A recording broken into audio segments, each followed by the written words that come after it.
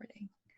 Hello, welcome to the Awaken Your Inner Healer podcast. My name is Diana Jia, and I'm your host today. And today we have a very special guest, Robyn Lynn, coming from, I think you're in Marin right now, Northern California.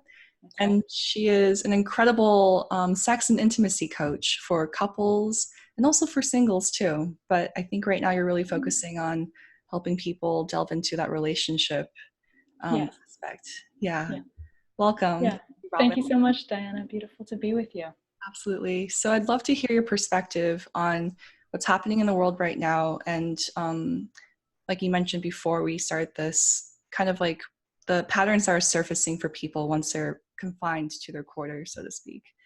And basically any light you can shed there would be really helpful, I think, to people. Sure. I mean, you know, in the situation that we're in right now, we're in a bit of a pressure cooker. And any kind of transformational work intentionally creates a pressure cooker. So you could see it in some ways as a positive thing. We create a containment and we create this force and things change. But for some people, things are changing in a positive way. And for some people, things are changing in a really challenging way. When we don't have available to us all the usual distractions that we might otherwise have available, all of a sudden we're forced to stop and really be with ourselves and be with our partners, our families, whoever we're sharing our home quarantine situation with. And that can be a time to deepen.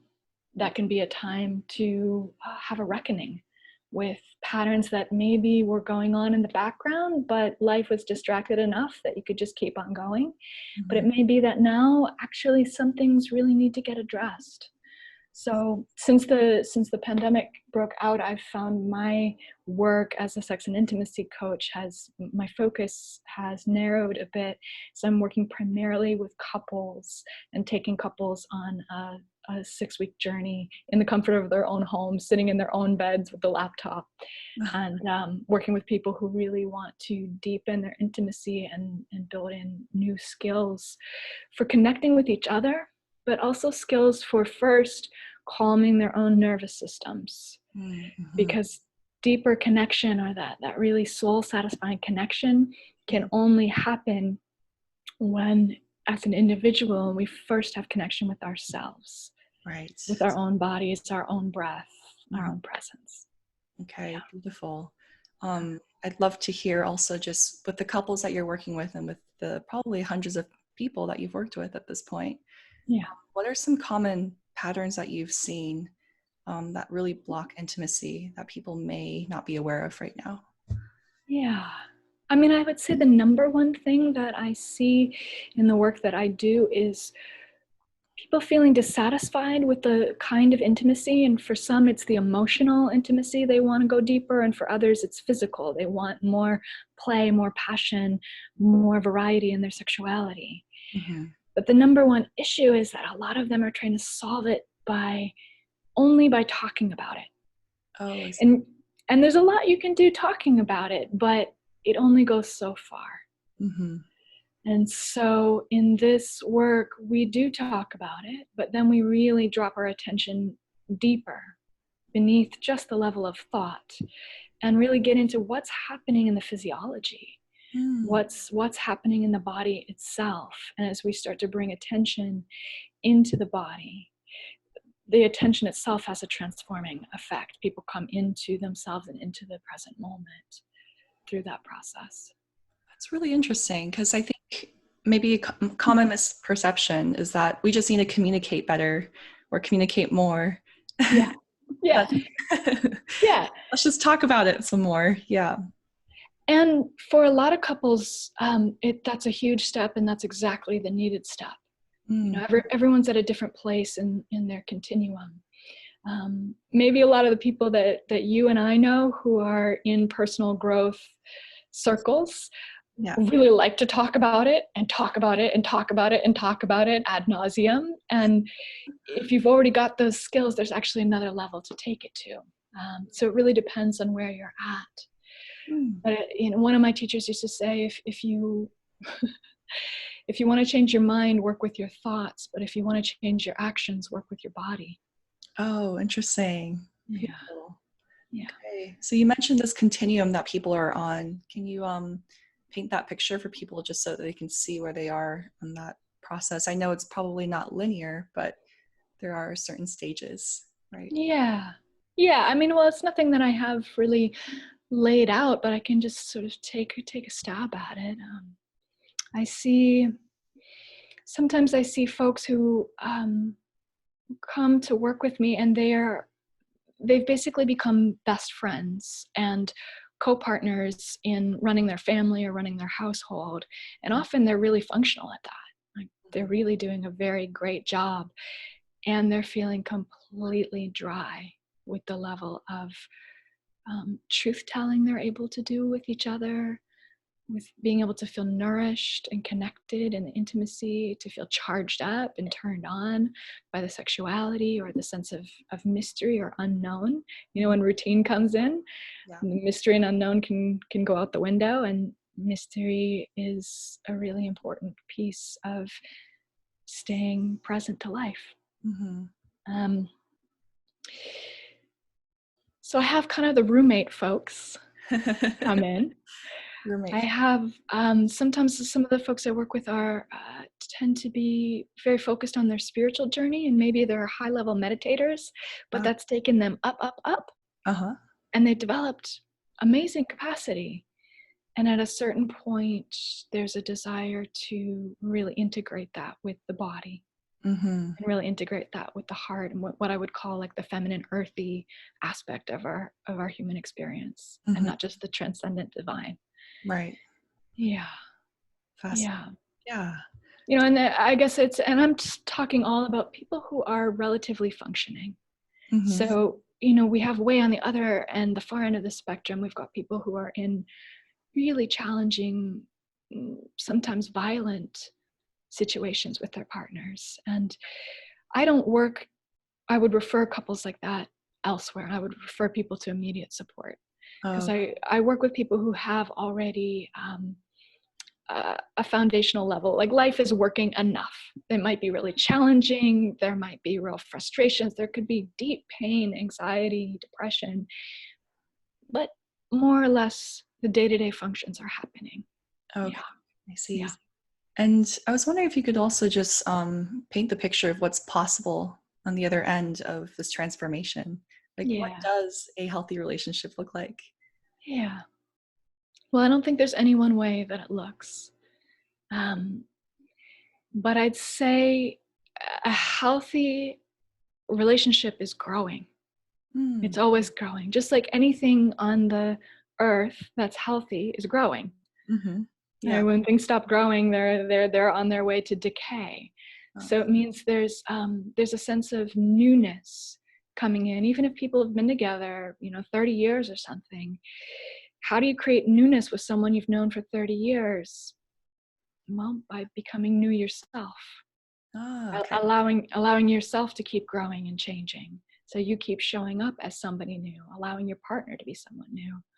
So a healthy relationship is one that's growing and changing, where there's an openness to life that allows the evolutionary current to keep moving through.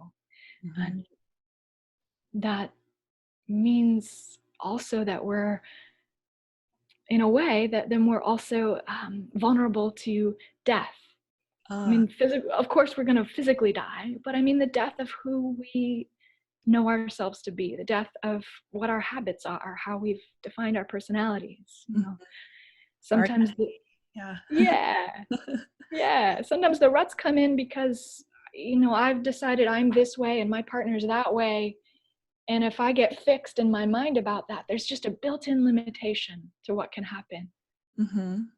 Right? And so this willingness, which is just really tender, vulnerable stuff, to step into the stream of the unknown and into allowing what's no longer alive to fall away, so that the new rebirth can keep growing in. Beautiful. I love what you said about putting the focus within. And that's so empowering, because rather than going into the blaming or the shaming or pointing fingers at your partner, it's more, how can I transform this by doing the inner work, which I think is a revolutionary idea for a lot of people. Can you speak more about, if you're new to this process, or you've been doing it even for just a little bit, but you'd like more tools, what would that, how could people empower themselves essentially? Sure. I mean, one of the easiest places to start is by, if you're brand new to the work, is two things. One is start witnessing your mind and start witnessing your breath. And what I mean by witnessing is notice that there's a part of you that can actually take a step back and observe yourself from a place of detached noticing, without judging yourself as good or bad or right or wrong, or analyzing, why did I do that? What does that mean? Where is it going? Right? But just noticing, oh, I had this thought, like you just mentioned, blame and shame. Oh, I had this thought that he shouldn't, for example. Okay, let me just take a step back and notice that thought. How do I feel when I have that thought? I don't know, for me, if I were having that thought, it's probably like a little contracted, angry, a little bit of a victim. Something is happening to me. Right. Yeah. Nothing wrong with any of those emotions, but it's really helpful to start noticing and having a sense of empowered agency about the thoughts we're having and choices about the thoughts we're having. And to go to the second one, choices about the way we're regulating our own breath. Yeah. Breath is the quickest pathway into the body. And it's breath is one of the functions in the body that normally is under automatic control, but we can bring it under conscious control. So it becomes a portal between the conscious and the subconscious. Oh, wow. So as you start to really notice the breath coming in and the breath coming out, it's like this whole world, the whole interior world, can start to come alive. And if, for example, someone's feeling upset, and they stop and they notice their breath, you know, often in upset, breath is fast, it's high, and it's constricted. Yeah. If you've ever tried to have a conversation with your partner when your breath is fast, high, and constricted, it usually doesn't go anywhere good. Almost never, Right. you know. And so one of the great rules between couples, and it's harder to actually enact this than it might seem, and it's possible, is to make an agreement of we don't have a conversation when our conversation is high, fast, or when our breath is high, fast, and tight. Okay. I noticed that inside myself. My first job, because this is my first relationship, is with this being. My first job is to pause, slow myself down, slow my breath down. And maybe I need some other support, for example. You know, sometimes it's enough just to take that breath with awareness, and that will break the cycle and start to bring the cortisol down and start to bring the body down. It takes at least 9 minutes when cortisol has spiked for the body to come back down into the nervous system place of calm and connect. Oh, I didn't know that. Okay. 9 minutes. So, yeah, at least 9 minutes. And that's 9 minutes where you really keep it calm and don't go into the next trigger, right? So sometimes someone's going to need more than just calming themselves down. They might need to take a walk. No. Yeah. Oh, I've got noise out my window. All right. I'm going to close the window. Hold on. Okay. Oh, there we go. Okay. I'm going to close it anyway. Okay. So they might need to, and they may need to get some additional support. Yeah. but really starting to take responsibility over what's happening in the interior world. Right. What you're describing to me, it feels so much like the art of like attunement, and how you have to attune to your own inner state first before you can attune in the right way with the other person. And that takes such a mastery of like self-awareness and emotional intelligence and sensitivity, but it is a skill that can be learned, right? Yeah. Yeah. It's absolutely a skill that can be learned. And I love that you use this word attunement. Just like you tune an instrument before you played it. Mm-hmm. You attune to your own body, your own breath.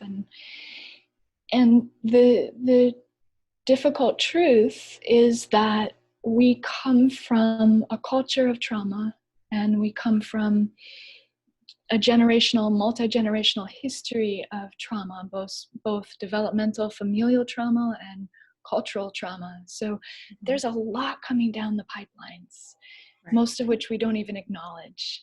Mm-hmm. And I guess one thing I just want to say really clearly to anyone who's listening is what came down the pipelines is not your fault. Okay. And the good news is Mm-hmm. it is your responsibility. Right. So you can have the agency to change it if you'd like.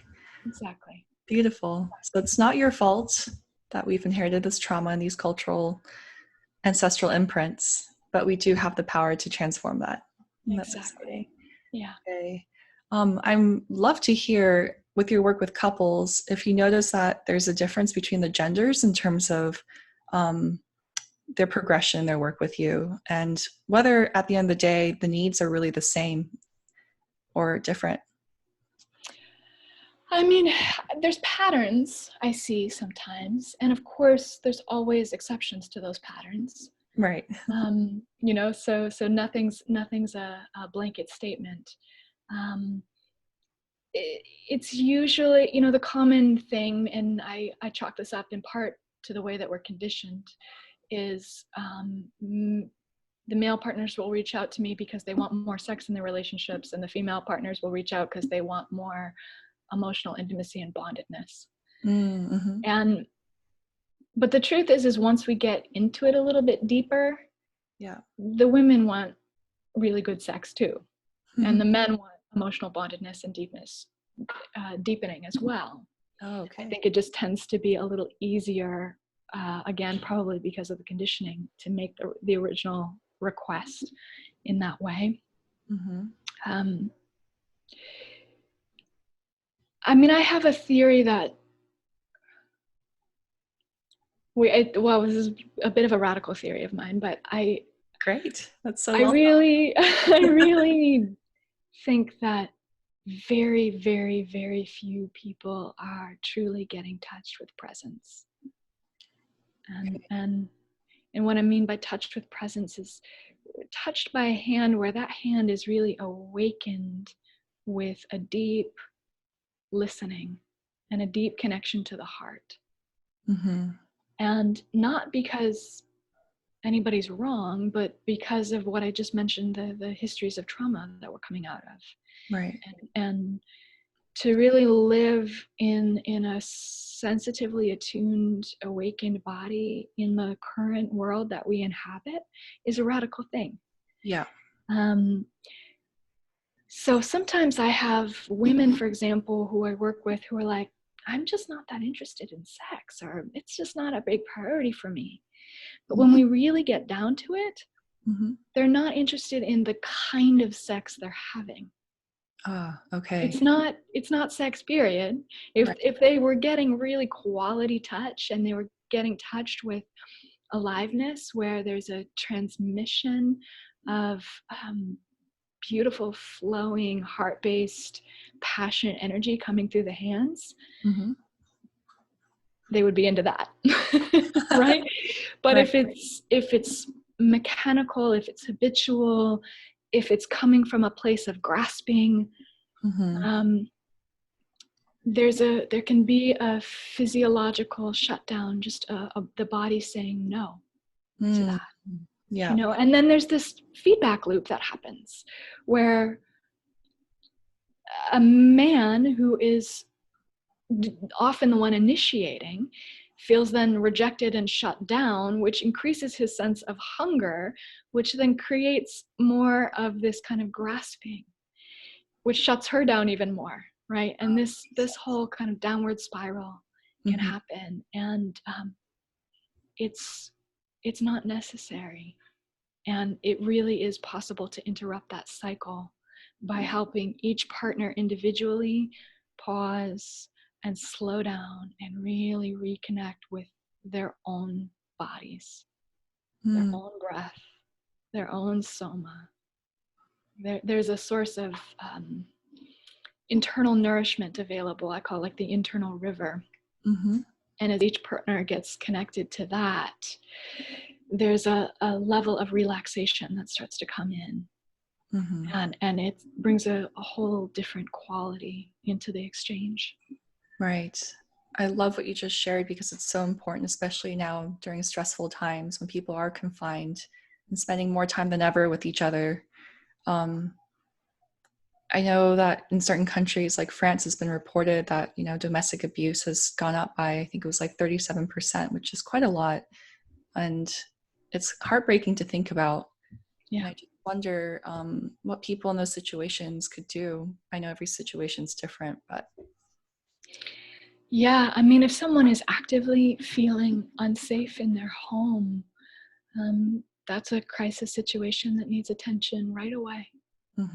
And I would say you find out what the domestic violence hotline is in your area, and you call for help.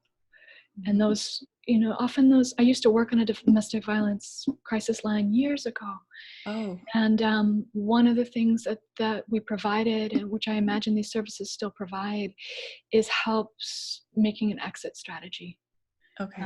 Because if you truly feel unsafe, it's not worthwhile to try to negotiate. Yeah. To try to work it out. First, ensure your safety, your physical safety, your emotional safety. And then from that space, and with the help probably of someone else outside the relationship who could confer with you, someone, a friend, a family member, someone who is a domestic violence advocate, for example, see if it makes sense to maintain any further communication with the person. Okay, that's so helpful. Thank you for sharing that, Robyn. Yeah, thanks for bringing it up. Absolutely. So I guess to transition to people who are single and looking to go into a relationship that is conscious, like you describe, what would you like to share there around that? Yeah, I mean, I said I've been working with couples more lately, and that's true. And I really do love working with individuals, and have done a lot of that in the past. And it often becomes about the individual's awakening journey, their own self-knowledge and self-awareness, and the love affair that they get to have with their own heart, their own body, and their own mind. And from most of us, that's not at the outset a love affair. It's just sort of like a chaotic happening that's going on. And we really can develop a capacity within ourselves to tend to the inner realm as a loving other, as a loving witness. And it's not easy. It's not easy work to really meet and be honest with the dark voices that we find inside, or the places of heaviness. And often when we start this work, it can bring up even more to the surface, because it's like what's been waiting in the shadows finally is like, oh, there's the possibility that I could get witnessed and welcomed and not judged. Okay. And then more comes up. Like it's almost as if there's a back room of neglected children, and once the door cracks, they come forward. Yeah. Oh, sorry. I'm going to turn that off. Back room of neglected children that want to immediately come out and be themselves. Yeah, to come out and be welcomed back, to get a seat at the table. Mm-hmm. to be welcomed back into the family. Wow. And part of what we do, or how I support people, is we develop that witness self, which we could think of as our inner mother, our inner father, or Mm. our meditative witness capacity, however you want to think of it. It could be our divine lover.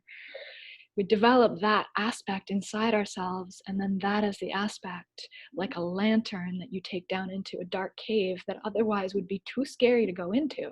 Mm-hmm. But when you have that witnessing capacity on board, you can go in, and what was in the shadow gets immersed with light, and Yeah. it's not so scary anymore. Right. Okay, beautiful. I'm also just so curious, Robyn, to hear, to end, I guess, with your story of how you became a sex and intimacy coach and doing the work that you do. Yeah. Well, they say that you teach what you need to learn, and Okay. that's definitely been true for me. I have a background in psychology, and I started started studying to become a marriage and family therapist in more of a traditional way Mm-hmm. when I was in my 20s. And then at that time, I was getting exposed to a lot of really beautiful, radical embodiment work and work around women's empowerment and women's sexuality. Mm-hmm. And I was seeing the power of touch, and seeing the power of ritual. And I blossomed. I really came alive inside of that. And it became clear to me that I wanted to work in a way that was about helping people, but that wasn't just from the head, and not even just from the heart, but I wanted to be able to really work with the whole spectrum. And so that set me out on a bit of an alternative path, studying tantra, both neo-tantra, just kind of Western body-based tantra, and classical tantra, which is more Eastern mantra, mudra, classical ritual practices, Mm-hmm. and somatics, and dance, movement, expression, breath work, all kinds of things. And received some powerful mentoring from some really excellent teachers over many years. And that's guided me as I develop my own practice, which I've been doing now for about almost 15 years. Amazing. Really Yeah. beautiful journey. And I guess, is there anything you'd like to share with listeners as like a ending note of encouragement, and also just painting the possibility of, because I think the reason people tend to engage the way they do is because that's what they think is a relationship, right? Yeah. And so how can we broaden their perspective, and still make it seem realistic, because it is possible. Yeah. Yeah. I want to say that at any given moment, the best love we've had is the best love we've had. Hmm, Meaning that I love that. meaning that our systems are naturally geared for health, to be searching health, and to be responding to what feels like us to love. So we get a certain set point from our family of origin of what love and care is. And Mm-hmm. for some of us, that's a really healthy set point, and for many others, it's not a very healthy set point at all. Right. And wherever we are on that spectrum, I just want to say it's always possible to keep following that natural inclination inside, that just like the way a flower will turn toward the sun, Mm-hmm. like you see the way sunflowers will turn to have their heads face the sun. Like Yeah. there's something in us that wants to turn toward love. Hmm. And we often seek that by getting someone else to love us, but ultimately we also develop that in the most sustainable way by developing our own capacity to love internally, and to shine that light Mm-hmm. inward toward ourselves. Absolutely. This also, yeah, go ahead. Yeah. Well, I just, the caveat I want to say about that is, in personal growth circles, we all know the mantra of love yourself first, and I believe it. And I'll say nothing happens in a vacuum. Hmm. So we learned, it was a revelation for me when I really got that. My greatest wounds happened in relationship with others, Yeah. and my deepest healing, therefore, has to happen in relationship with others. Okay. Nothing Whether happens in a that's vacuum. nothing happens in a vacuum. Yeah. You know, There's, we're fundamentally not alone. Even if you're sitting in your house in quarantine, mm-hmm. you're not alone. Actually, there's an access point to all of creation from any place we happen to find ourselves sitting. Absolutely. Beautiful. And this reminds me of something that, you know, intellectually I just learned in school. This professor of romantic love shared that, you know, you could go through this entire course and be the best student, but at the end of the day, all I can share with you is just what the license plate says of the truck that will inevitably hit you. So I love that idea that you go through it. Mm-hmm. Yeah. Yeah. I love that. I'm just curious what that means to you. He's like, you know, it could all seem straightforward from what you're learning in the books and what I'm teaching in this course, but you're gonna get hit by the truck in life. Yeah. And then only in hindsight will you be like, oh, that's what he meant, or that's what I read about, or Yeah. that's what Robyn described. But right. yeah. Yeah. Yeah. And often the truck of life comes in really surprising ways. Yeah. But Yeah.